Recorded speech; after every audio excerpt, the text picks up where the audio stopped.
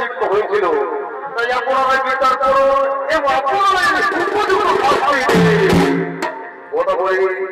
তুমি পাপ করেছো, তুমি অন্যায় করছো, তুমি স্বামীর ঈশ্বরের প্রতি আঘাত দিয়েছো।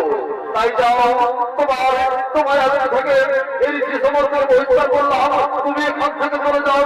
কিন্তু শোনো বরাবরই, এখান থেকে চলে গেলেও এই সংসারে তোমার কোথাও একটা হবে না। যেখানে যাবে সময় যাবে কুকুরের মতো তাই যাও বরাবরই এই দুর্গমের হাত ধরে